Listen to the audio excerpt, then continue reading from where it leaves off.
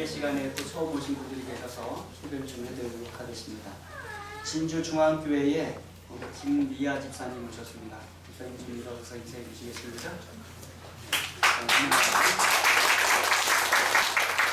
우리 교회 몇 번째 지금 출석하고 계시는 우리 하현준 장로님의 사모님 되십니다. 오늘 함께 출석해 주셔서 너무나도 감사합니다. 행사의 안내를 좀 해드리겠습니다. 먼저 내일입니다. 우리 지구 산상 기도회가 있습니다. 어디로 가죠? 네, 대둔산으로 갑니다. 그렇죠? 연세 드신 우리 교우님들도 함께 참석하시라고 말씀드렸어요. 뭐가 있어서? 케이블카가 있어서 여러분들이 힘들이지 않고 같이 올라가실 수 있겠습니다. 출발은 8시 반입니다. 출발 어디서 할까요? 네, 교회 오지 마시고요. 여기 복합 커뮤니티 센터 옆에 보시면 버스 정류장이 있습니다. 저쪽 길에 바로 그쪽으로 오시면 거기서 버스를 저희들이 타도록 하겠습니다. 그래서 8시 반에 출발이니까 적어도 5분 전에는 그곳으로 와주시면 되겠습니다. 혹시 장소를 모르겠으면 전화 우리 이종문 장로님께 문의해 주시면 더 자세하게 안내를 해드리겠습니다.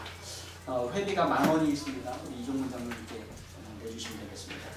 그 다음에 11월 4일 일요일인데요. 오전 10시에 대전 36 초등학교 중학교 운동장에서 도농 한마당이 있습니다. 우리 성도님들 가운데 농촌에 거주하시는 우리 장로님들, 집사님들께서 또 성도님들께서 재배하신 그런 농작물을 가지고 와서 같이 판매하고 나누는 그러한 시간입니다. 아주 귀한 것들을 함께 얻으시고 나누실 수 있겠습니다. 우리 교회에서는 이민영 집사님, 김득기 집사님이 된장 고추장을 파십니다. 그리고 우리 교회에서 부스를 하나 더 신청했습니다. 그래서 우리 교회 건축을 위해서 헌금한다고 저희들이 알리면서 부침개를 팔려고 하고요. 그 다음에 이종문 장로님의 특허지 않습니까? 네, 부침개.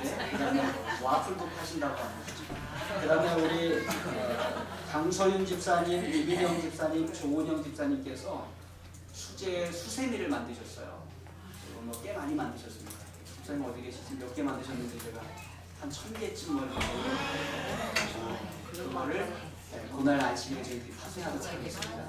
또 우리 집사님들, 장로님들의 많은 관심이 좀 필요합니다. 오셔서 또 같이 참여해 주시고 또 같이 해주시면 아주 귀한 시간이 될 것 같습니다. 그 다음에 몽골에 있는 우리 교우를 돕기 위해서 겨울 옷을 모으고 있습니다. 집에서 사용하지 않으시는 겨울 옷이 있으시면 교회로 모아주시면 이걸 누가 하시냐면 이윤주 성도님이 이쪽 일을 좀 많이 하십니다. 그거 모아서 몽골에 있는 우리 교회 그 목사님한테 보내드리고 그 목사님이 이제 몽골에 있는 사람들에게 나눠 주려고 하고 있습니다. 여름 옷은 아닙니다. 몽골이 춥기 때문에 겨울 옷이 필요합니다. 겨울 옷들을 사용하지 않는 것들을 좀 모아주시면 좋겠습니다. 우리 열왕기하에 있는 말씀 함께 보도록 하겠습니다. 3절, 4절. 손님 오셨어요? 네. 한방동교회에서 오신다고 하셔서 성도님 오채율, 오시환 어린이 2명하고 한방동교회에서 우리 오신 집사님 환영합니다. 우리 자녀 두 분과 함께 이따가 예배 마치고 또 별도로 또 환영의 인사를 좀 해주시면 좋겠습니다. 열왕기하 7장 3절과 4절을 읽겠습니다. 제가 3절을 읽고 4절을 읽어주십시오. 성문 어귀에 나병 환자 4사람이 있으니 그 친구에게 서로 말하되 우리가 어찌하여 여기 앉아서 죽기를 기다리랴.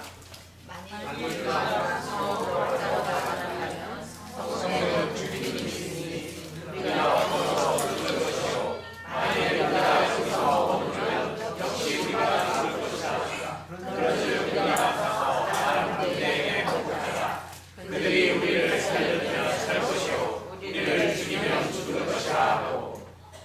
네, 기원전 800년대 중반입니다. 아람이 북방 이스라엘을 쳐들어왔어요. 그들이 곧장 수도 사마리아로 향했습니다. 그리고 그 사마리아 성을 포위했어요. 아주 절박한 상황입니다. 특별히 오늘 말씀에는 누가 나오는가 하면 나병 환자, 문둥병자 4사람이 나옵니다. 어디에 있던 사람들이에요? 사마리아 성문 어귀에 있던 사람들. 그들이 아주 절박한 상황 가운데 놓여 있었어요. 먼저 그들이 아팠습니다. 병들어 아팠어요. 무슨 병이었습니까? 네, 나병이었어요. 문둥병이었습니다. 살이 썩어 문드러지고 마디가 떨어져 나가고 아주 전염성이 강한 그러한 질병이었습니다. 그래서 그 병은 하나님의 심판으로 여겨졌어요. 그 병에 걸리면 사람들이 생각하기를 저 사람이 하나님의 심판을 받는다라고 생각을 했습니다. 그래서 그들이 다른 사람들과 함께 살지 못했습니다. 성과 마을에서 쫓겨나서 사람들과 격리되어서 진영 밖에서 살았어요. 그들이 그러한 병에 걸린 탓에 깊은 슬픔의 표시로 그들은 그들의 겉옷을 찢어야만 했습니다. 그래서 멀쩡한 옷을 입고 다닐 수 없었어요. 그리고 그들의 겉옷자락으로 입을 가리고 누군가 그들에게 다가오면 부정하다, 부정하다 소리를 질러야 됐습니다. 경고의 소리를 지르는 것입니다. 부정하다 무슨 뜻이에요? 더럽다는 거예요. 더럽다, 더럽다.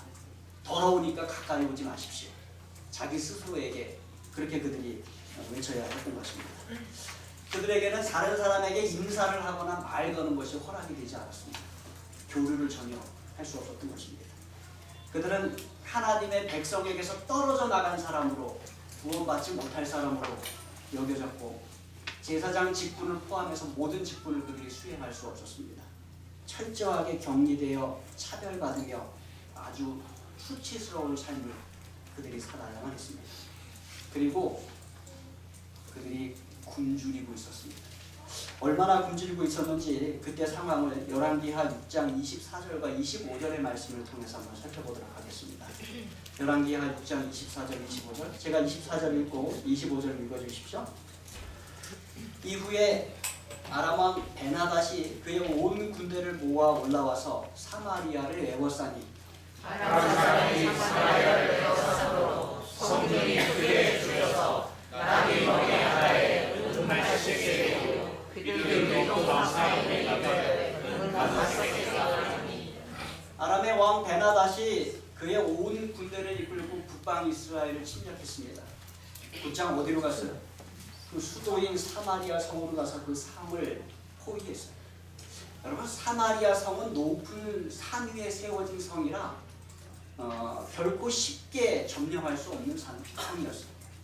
그래서 무슨 작전을 쓰는 거예요? 포위하고 그 안에서 사람이 굶어 죽든지 아니면 항복하고 나오든지 그렇게 작전을 쓰는 것입니다. 이 아람 베나닷이 사마리아 성을 포위하고 시간이 흘러가면서 그 안에서 사람들이 굶어 죽기 시작했어요. 결국 성 안에 식량이 떨어지자 먹을 것의 가격이 폭등하기 시작했습니다. 여기 나온 것은 나귀 머리 하나 이렇게 나옵니다. 얼마래요? 은 80세겔. 은 한 세겔이 4일치 품삯이에요. 그러면 80세겔은 며칠씩 품삯이에요? 320일. 그래서 거의 1년치의 품삯이 되는 것입니다. 어마어마하게 올라간 것입니다. 놀라운 것은 이스라엘 백성들이 낙이 먹지 않았었다는 것입니다. 낙이 먹지 않았었는데 그 낙이 고기의 값이 그것도 머리 하나가 1년치 연봉의 값을 주고 사야만 했던 것입니다. 낙이 먹지 않는데 뭘 더 안 먹냐면 머리 먹지 않습니다. 서양 사람들은 머리 잘 안 먹어요. 우리나라 사람들은 머리 먹잖아요, 그죠? 근데 서양 사람들은 머리 잘 안 먹어요. 외국인 교사들하고 일을 하다 보면 그들이 한국에 와서 음식을 먹다가 놀랄 때가 가끔 가다 있습니다. 근데 한 번은 뭐 보고 놀래냐면 멸치 보고 놀래요. 어떻게 생선을 통째로 먹냐는 것입니다. 특별히 여자들은 그거 먹으라고 이렇게 주면 머리가 있잖아요, 머리가 막 이럽니다. 뭐 머리 보고요? 그 멸치의 작은 머리 보고 머리가 있다고 못 먹겠다는 것입니다. 그런데 뭐 머리가 팔리고 있어요? 네, 나귀의 머리가 팔리고 있는 것입니다. 먹지 않았던 나귀의 머리가 아주 비싼 값에 팔리고 있는 것입니다. 거기까지는 오히려 괜찮은지 몰라요. 위급한 상황이면은 먹지 못하는 낙이 먹는 것에 대하여 하나님께서 용서하셨기 때문에 그렇습니다. 그런데 뭐까지 팔려요? 비둘기똥이 팔립니다. 비둘기똥. 얼마가 팔렸다 그래요? 4분의 1 갑이 팔렸다고 해요. 4분의 1 갑은 300ml입니다. 약 300ml. 캔 음료 하나의 양이에요. 그런데 그게 얼마에 팔렸다고 이야기합니까? 은 5세겔, 5세겔에 팔렸대요. 며칠치 품삯이에요? 20일치 품삯입니다. 뭐가? 비둘기 똥이. 먹을 것이 없어서 이제는 뭐까지 먹는 거예요? 똥까지 먹는 그런 지경에 이르게 된 것입니다. 그러나 여러분, 앞의 이야기는 뒤에 나오는 이야기에 비하면 아무것도 아닙니다. 뒤의 이야기 이어서 읽어보겠습니다. 26절로 29절입니다. 제가 짝수절 읽겠습니다. 홀수절 읽어주십시오. 이스라엘 왕이 성 위로 지나갈 때에 한 여인이 외쳐 이르되 나의 주 왕이여 도우소서. 왕이 이르되 여호와께서 너를 돕지 아니하시면 내가 무엇으로 너를 도우랴. 다른 바람으로 말미암아 포도주로 말미암아. 또 이르되 무슨 일이냐 하니 여인이 대답하되 이 여인이 내게 이르기를 내 아들을 내놓아라. 우리가 오늘 먹고 내일은 내 아들을 먹자 하며. 우리가 내 아들을 먹더니 이튿날에 여인에게 이르되 내 아들을 내놓아라. 우리가 먹으라. 그가 그의 아들을 숨기니라. 너무나도 굶주려서 그들이 먹지 않던 낙이 먹었습니다. 낙의 머리값이 폭등했어요. 먹지 않던 비둘기 똥 먹었어요. 그런데 거기까지는 괜찮았습니다. 너무 굶주리니까 뭐까지 먹어요? 자기 자식까지 먹습니다. 살이 포동포동하게 찐 아기들을 보면 깨물어주고 싶은 생각이 드시죠. 저도 그럴 때가 있어요. 제 아들들이 어렸을 때 깨물고 싶어서 실제로 깨물기도 하고 장난을 칩니다. 잡아먹겠다. 막 따라다니면서 장난을 쳐요. 그러나 여러분, 아무리 굶었다고 해도 부모가 자식 잡아먹습니까? 안 잡아먹습니까? 안 잡아먹어요. 자기 살을 베어서 내어줄지언정 자식을 잡아먹지는 않습니다. 그런데 자기 자식은 안 잡아먹는데 남의 자식은 잡아먹는 거예요.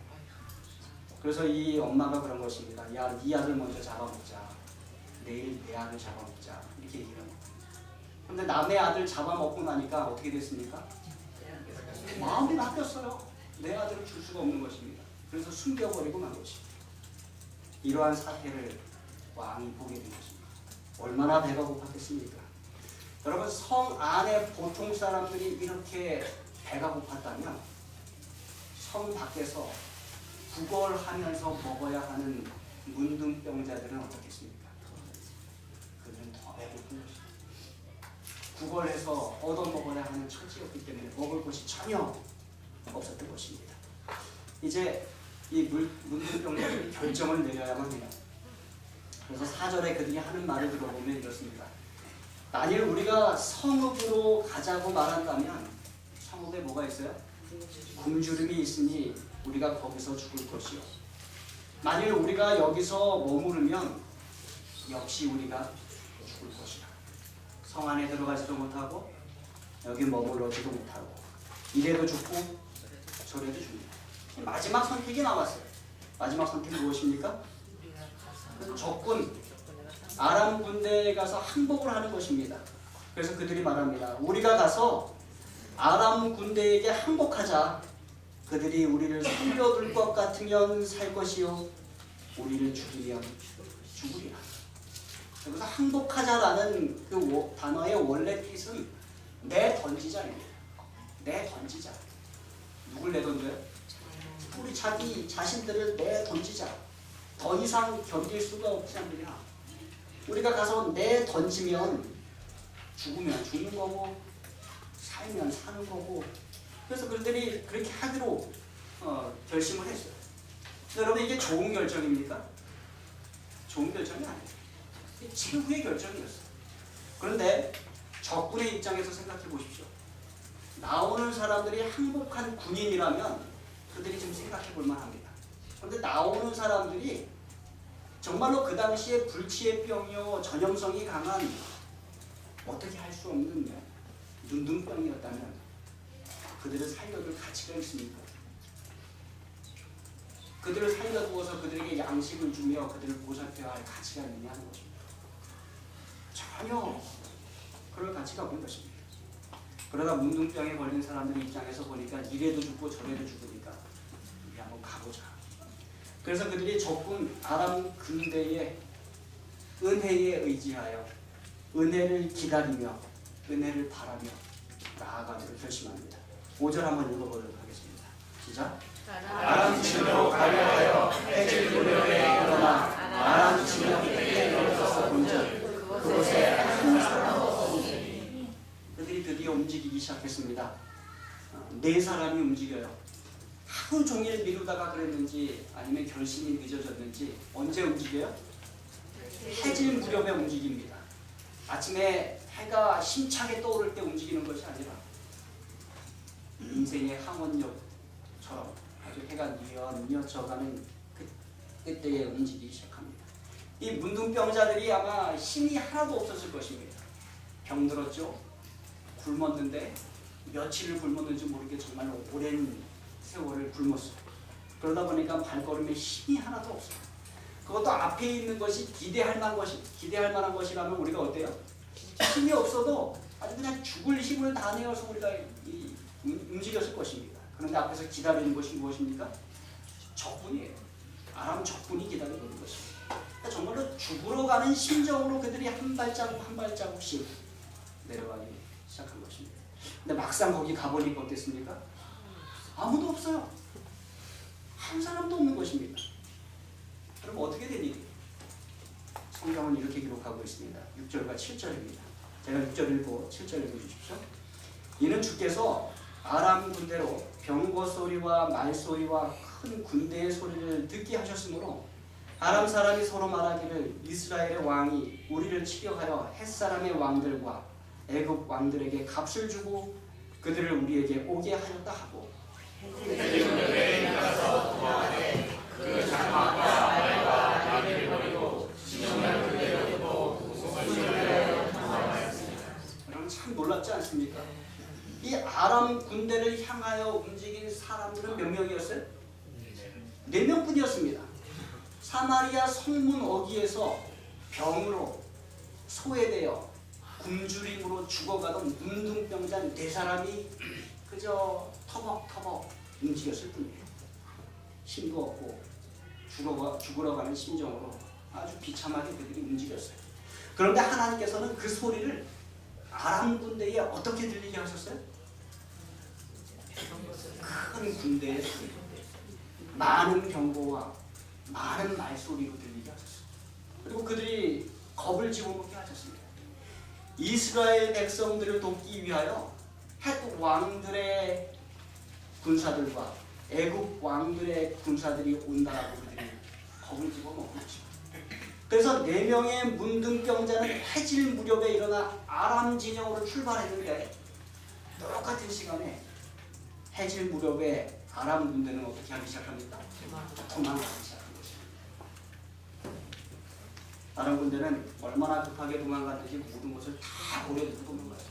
말도 나귀도 모든 진영과 모든 전리품들과 모든 음식을 다 놔두고 도망간 것입니다. 8절 읽어보겠습니다.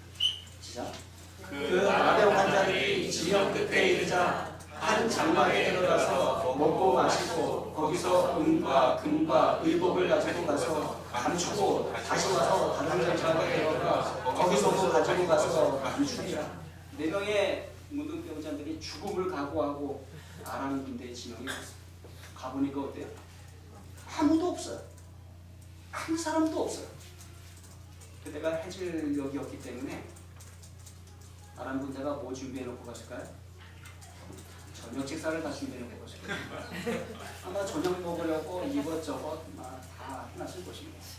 우리 어린아이들에게 설교할 때는 뭐라고 할 수 있겠어요?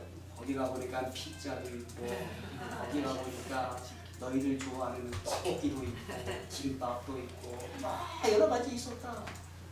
다 차려놓고 도망간 것이다. 이렇게 할 수 있겠습니다.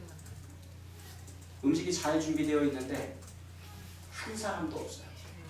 오랜 오래동안 굶주려왔던 4명의 문둥병자가 할 수 있는 일은 무엇입니까? 먹는 것이에요. 그들이 먹고 마십니다. 정신없이 먹고 마셔요. 배가 터지도록 먹고 마셨을 것입니다. 배가 부르고 나니까 뭐가 눈에 들어와요? 거기에 있는 은과 금과 의복들이 눈에 들어오기 시작합니다. 여러분, 그들이 얼마나 불쌍하게 살았어요. 그들이 찢어진 옷 입고 살았습니다. 그들이 은과 금을 본 지가 언제인지 몰라요. 그들이 잘 먹지 못하고 살았어요.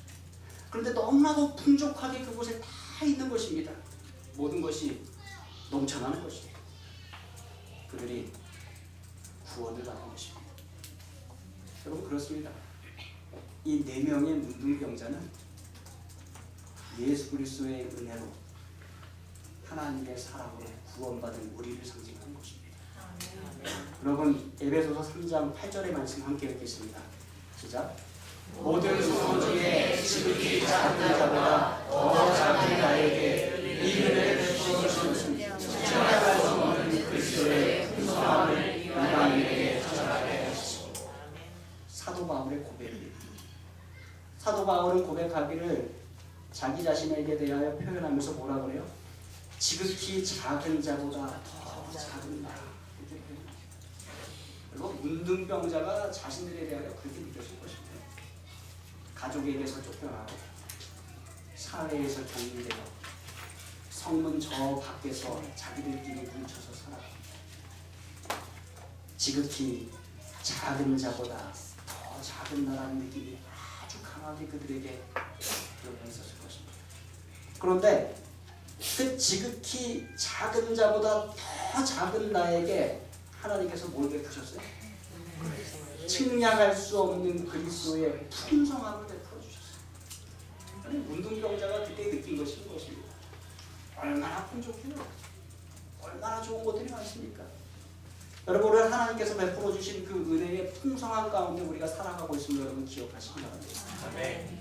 우리는 아주 배부르며 은과 금이 풍부합니다. 이게 육신적인 양식에 대해서 말하는 건 아닙니다. 우리가 가지고 있는 진리에 대하여 말하고 있는 것입니다. 여러분, 우리가 재림교회로서 다림교회가 아직 발견하지 못한 아주 큰 진리들을 우리가 가지고 있습니다.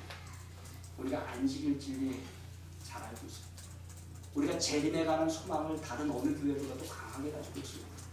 우리가 죽은 자의 상태가 어떠하며 우리가 예수님 재림하실 때 부활할 것이라는 소망을 가지고 살아갑니다. 우리가 다니엘과 계시록에 대하여 더 넓은 이해와 더 정확한 이해를 가지고 있습니다. 우리가 재림전 심판에 대하여 올바른 이해를 가지고 있고 우리가 하나님 안에서 올바른 지식과 믿음을 가지고 살아갈 수 있는 큰 특권을 우리가 가지고 있는 것입니다. 여러분, 이 모든 것이 뭐예요? 측량할 수 없는 그리스도의 풍성함입니다. 내 문둥병자에게 아람 군대 진영의 모든 음식과 은과 금과 의복이 그들이 감당할 수 없었을 만큼 아주 풍부했던 것처럼 우리에게도 성경 말씀의 진리와 보화가 너무나도 풍족한 것입니다. 이 4명의 문둥병자들은 처음에는 그것들을 자기 자신이 먹고 자기 자신이 취했어요. 그래서 그것을 가져다가 감추기에 바빴습니다. 한 텐트에 들어가서 가져다가 감추고 또 다른 텐트에 가서 가져다가 감추고 얼마나 바빴을까요? 아마 제 생각에 그랬을 거예요.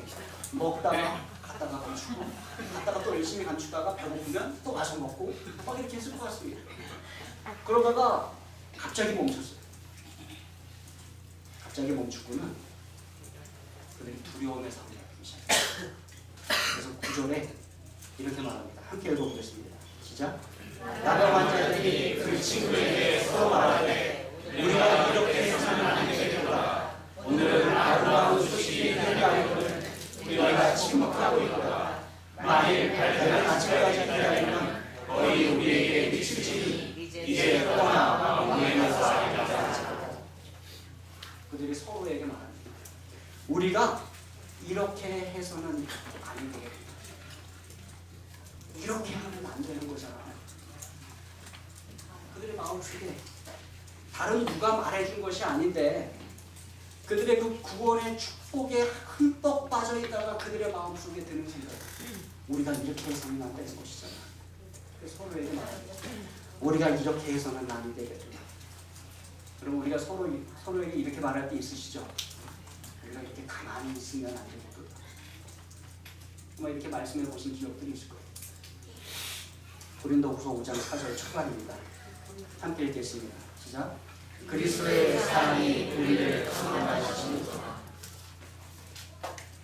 하나님의 사랑이 그들을 강권하는 거예요.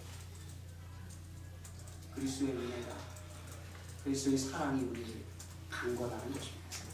우리가 이렇게 해서는 아니 되겠도다 라는 생각이 그들이 착해서 나온 생각이 아니었어요. 우리가 착해서 나오는 생각이 아닙니다.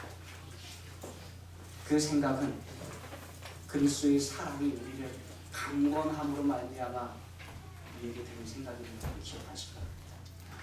그렇게 복음은 우리에게 구원의 놀라운 특권을 주는 동시에 책임과 사명도 우리에게 가져다 준다는 것을 우리가 기억하시기 바랍니다.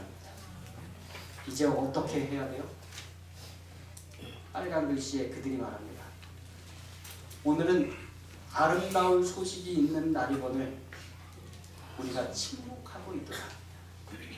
만일 밝은 아침까지 기다리면 벌이 우리에게 미칠지니 이제 떠나 왕궁에 가서 말리자.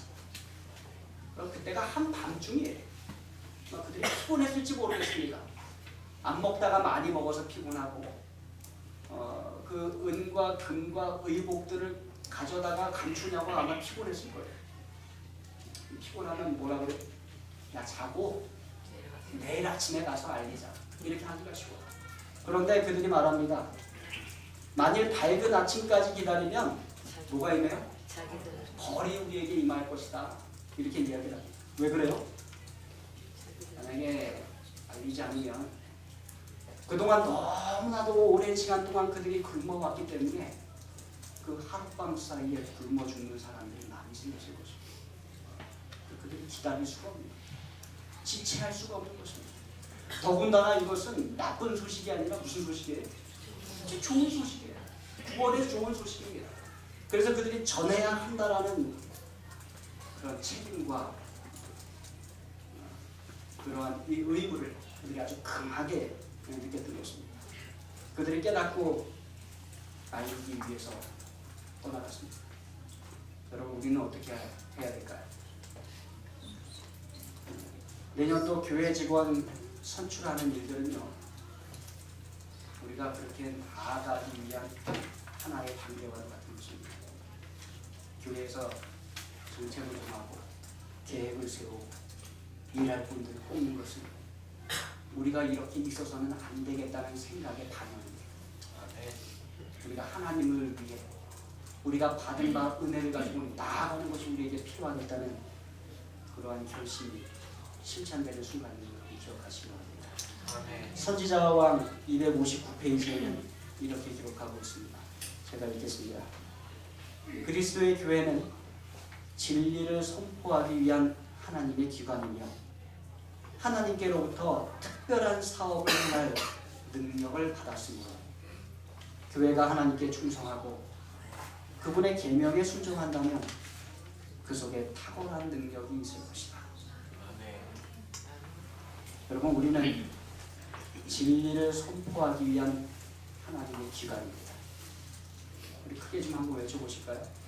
우리는 진리를 선포하기 위한 하나님의 기관입니다. 우리는 진리를 선포하기 위한 하나님의 기관입니다. 또 이어서 우리는 하나님께로부터 특별한 사업을 행할 능력을 받았습니다.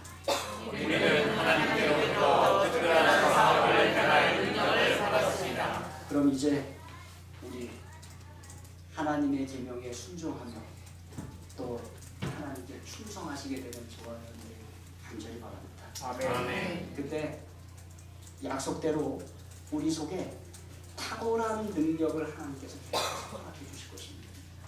그러니까 예수님 재림하시는 그날까지 이 약속의 말씀에 의지하여 하나님의 계명을 지키고 또 하나님께 충성하는 영혼을 구원하는 세종 한국교회 되기를 간절히 바랍니다. 그럴 때마다 우리에게 또 더 많은 능력을 허락하신 하나님께 감사하며 나아가는 저와 여러분들이 바라면서 말씀 마치겠습니다.